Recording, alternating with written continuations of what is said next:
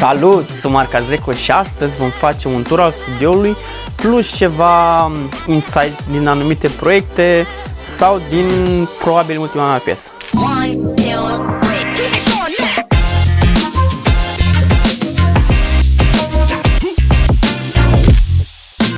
Începem simplu de la acest Korg, care în principiu, din câte știu, e renumit și foarte vechi și foarte blană. Clapa e foarte delicată, să zic așa, dar mie nu trebuie decât două. De obicei folosesc două note și creez acordul. În 5 minute găsesc și gama și în 10 minute e gata piesa. Creația stă mai mult în viziunea asupra sunetului și asupra melodiei, unde trebuie să adaugi foarte multe emoții și dacă completezi emoția cu dinamică și cu sunet, în teoria trebuie să ai parte de o linie melodică sau de un riff destul de blanc.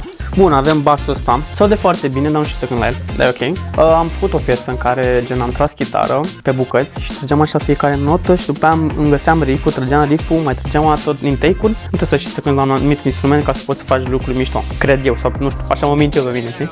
Juno e funcțional, e foarte blană, se aude super mișto, dar nu-l prea folosim. Cred că l-am folosit o singură dată, am tras un bas și a trebuit să tai cu EQ niște chestii și oricât de mult aș fi tăiat, tot era semnal, știi?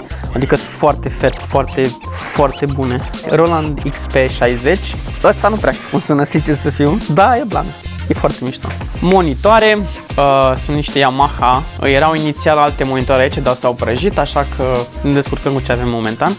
Distresor, un amp, două plăci de sunet, căi pe bogăție, ăsta e Apollo Twin, cu tot pack-ul, cu toate plugin-urile, cu toate nebunile, doar că cablul de aici lipsește și acum nu putem conecta. Dar se folosesc ambele. Cel mai important la laptopul meu este încărcătorul. Dacă n-ai încărcător, nu faci muzică. Transmit. Monitorul, da, monitorul e foarte blană, deci mi se pare punctul forte al studioului, monitorul ăsta, că se oferă foarte mult workspace, plus că atunci când faci sound design, nu știu, schimbă perspectiva asupra sunetului, știi? Când vezi waveform-urile și toate nebunile alea, oricât de mult auzi tu, e important și ceea ce vezi, știi? Mai avem acum în spate un monitor foarte, bine, un televizor, nu un monitor, e un televizor de ăsta cu plasmă, pe care punea Marius un logo. Clapă MIDI, aici folosim mai mult de 2 degete, de obicei sunt 5. Căști de recording, microfonul în partea asta. Aici usually se trag voci, acum văd că microfonul luat în alt studio, dar e blană cu talkback și toate cele, că îți oferă senzația aia de LA vibes, știi? Am niște întrebări pentru tine. Ce DAW folosești? În ce program lucrezi?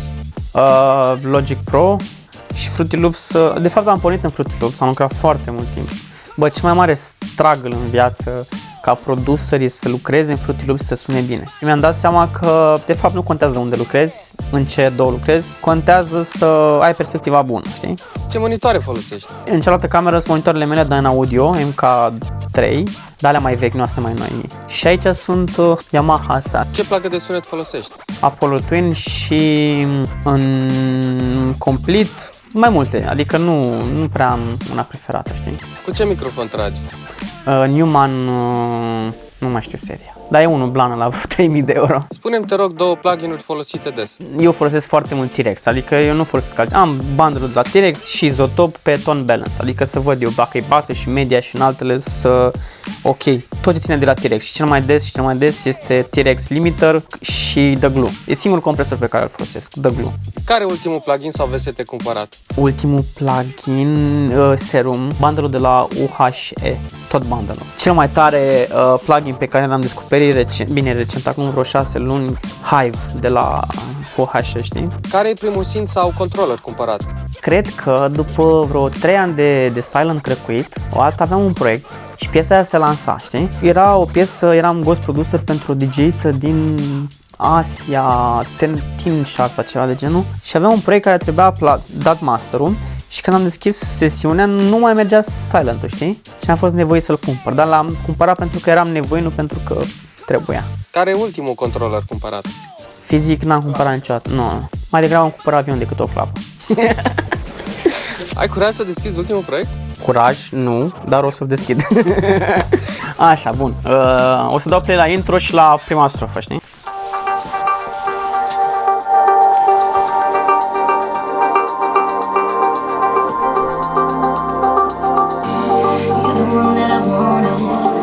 me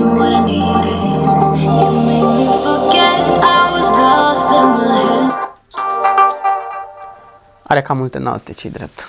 Care a fost cel mai frumos gig? Cel mai interesant a fost acum 3 ani, suntem în 2021-2018, la Untold pe main stage, în care mi-am dat seama cred că 2 minute înainte de first play, că nu am hardul cu muzica potrivită, știi?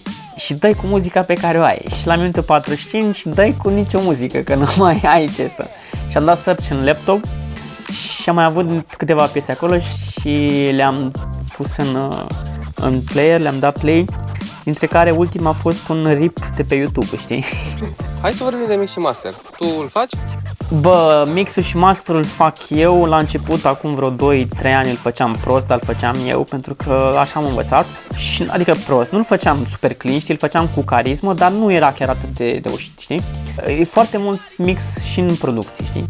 Că dacă tu lucrezi producție și lucrezi super messy, automat nu-ți salvează nici cel mai bun mix engineer. Ți-o face curată piesa, doar că poate să strice emoția, știi, mood-ul. Și e foarte important atunci când produci să și mixezi piesa respectivă. Pui un limiter, o mică compresie, un stereo imaging și cam ala e. Ce element e cel mai important într-o piesă? Beat-ul sau the melody? Ambele, întotdeauna.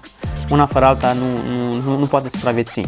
Bine, melodia în sine este regina, știi? Ai melodie, îți mai trebuie niște acorduri și gen nu mai ai nevoie de beat, dar pentru full capacity impact, să zicem așa, ai nevoie de ambele. În ce BPM lucrezi cel mai des? În ultima perioadă 123. Am făcut dubstep, hardstyle, tech, melodic, trance, progresiv, foarte mult EDM, big room, trap, am făcut chiar și rock, am făcut pop, am făcut pop balcanic. Cred că 123 a fost cel mai comun între toate. Când ești cel mai creativ, ziua sau noaptea? Tot timpul când nu sunt imbecil.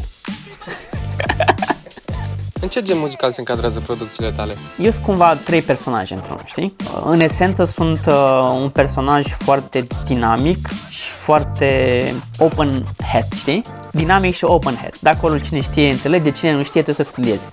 Dar sunt și în extremele alea de trapper cu mult autotune, dar și pop cu foarte multe pachete de voci, știi? Câte ore petreci în studio pe zi? Aș putea să spun cât la sută petrec din an. Pe an cred că petrec 80% din timpul meu, din 365-80% îl petrec în studio sau într-un mediu legat de studio sau de muzică. Care e ultimul release lansat? Ultimul release lansat este o piesă, să zicem așa, dance pop Brazilian bass cu influențe balcanice, anume are o vioară așa mai balcanică și a ajuns number one în Bulgaria și cred că acum e și prin Turcia. Nu știu exact. Și în Spania, ceva locul 7 în dance, 2021 dance top ceva de genul. Care e următorul release? Sunt 3 release-uri, 2 de content pe care le urc eu pe Digitals, gen un melodic tech. Și încă unul mai este cu o artistă foarte blană, Miruna, cu care scot un single featuring, știi? Am foarte multe piese, nu știu care e următorul. Ideea e care e cea mai bună dintre toate. Ce platformă preferi, YouTube sau Spotify? Asta e o întrebare la care nici nu trebuie să răspunzi, adică Spotify, clar. Tu ce muzică asculti în timpul liber? O să fiu sincer, acum 3 zile am ascultat Bollywood. Am ascultat foarte multe piese de Bollywood, de-astea indiene, din filme, nebunii de-astea. Când am mood ascult trap american, când am mood ascult foarte mult melodic tech, dar de la super deep, de Ajuna Beats și nebunii de-alea. Când nu mă duc spre Defected și Open Head. De ce obiect ești dependent? Cred că de gumă de mestecat. E un obiect, putem să-l punem la obiect. Și pe locul 2 ar fi telefonul, pe locul 3 o aplicație de cripto și pe locul 0 ar fi laptopul. Să luăm așa pe inimă. Cum vezi industria de DJ în următorii 3 ani? Ce ar trebui schimbat? Industria asta nu poate fi schimbată, știi? Pentru că inerția e atât de mare și a fost muncită de multe generații în spate, încă nu prea poți să schimbi. Poți doar să devii liderul inerției, știi? Eu cred că o să fie super blană cu muzica electronică în următorii 10 ani. O să schimbe foarte mult sound-ul, o să ne ducem foarte mult spre un melodic agresiv, cred eu. Enumărăm câțiva artiști pe care îi urmărești. Eric Prydz, Tiesto, Eli Brown, Axwell, adică băieții ăștia de la Swedish House Mafia, cumva datorită lor am început să fac muzică electronică și să n-ajung în lăutar, știi? Stai că mi-e lăutar. Ca și DJ, un idol ar fi Armin van Buuren. Cumva este cel care și-a păstrat carisma. Ce așteptări ai de la un manager? Care e rolul lui în cariera unui DJ? În primul rând, cel mai bun manager ești tu. Și comunicarea ta, felul în care tu comunici cu oamenii și cu echipa ta, știi? Dacă tu ești tălâmbă și ai 10 oameni super blană în spatele tău, aia 10 oameni or să fie și ei tălâmbă pentru că te reprezintă pe tine, știi? Un manager foarte bun ești tu și oamenii care te ajută să spui în aplicare ideile și conceptele și viziunile. De ce crezi că nu se susțin DJ-ii români? O să fiu și contra și pro. DJ-ii români sunt foarte blană, doar că sunt foarte...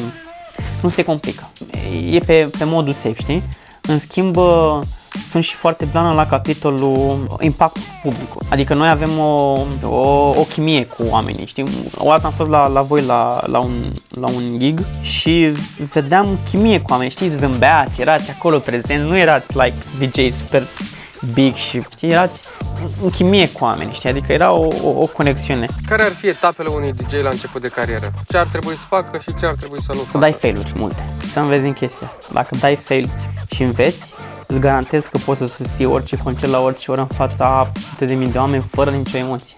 Adică te duci acolo, bagi ticul și începi să relaționezi cu ei, să dai play la random, adică nici măcar nu-ți faci un playlist, adică nu selectezi, să zicem, 50 de piese și astea 50 de piese o să fie în ordinea asta. Nu, frate, spui acolo 200 de piese, îți alegi prima piesă sau a doua care crezi tu că ar putea să creeze un mood din prima și după aia în funcție de piesa aia pui ce vrea mușchiul tău și ce vrea omul din fața ta, pentru că el te ghidează pe tine și tu îl ghidezi pe el, știi? E o conexiune. Tu îi dai lui un impuls, el îți dă înapoi un răspuns. Când ai apreciat sau ai susținut un DJ public? Cred că atunci când l-am cunoscut pe Boris Brejcha, a făcut Marius Moga la Untold în câteva sesiuni de songwriting într-un bus. Și au venit foarte mulți artiști. Fede Legrand, nici nu stau să enumăr acum, dar cel mai mare impact l-am avut cu Boris Brejcha. Știi, asta vreo 40 de minute cu noi înainte de set și cumva am fost surprins, știi? Nu doar de faptul că avea el problemele lui și toate cele, dar nu știu, am fost surprins plăcut și like, m-a pătruns ceea ce povestea el, știi? Și a fost un moment foarte inspirațional pentru mine. Și am și lucrat cu el. Bine, am făcut un beat, nu s-a întâmplat nimic. Am fost surprins, like, wow, știi? Marc, astea au fost întrebările. Mulțumim frumos! Și eu vă mulțumesc frumos pentru timpul și bateriile acordate. Vă mulțumesc frumos, sunteți foarte tari că vă uitați la ceea ce Bogdan face pentru voi. Credeți-mă pe cuvânt că e o muncă titanică, știi? Și atât pentru el cât și pentru artistul care prezintă. Așa că dați subscribe și încurajați forma. E o artă și asta. V-am pupat. Peace.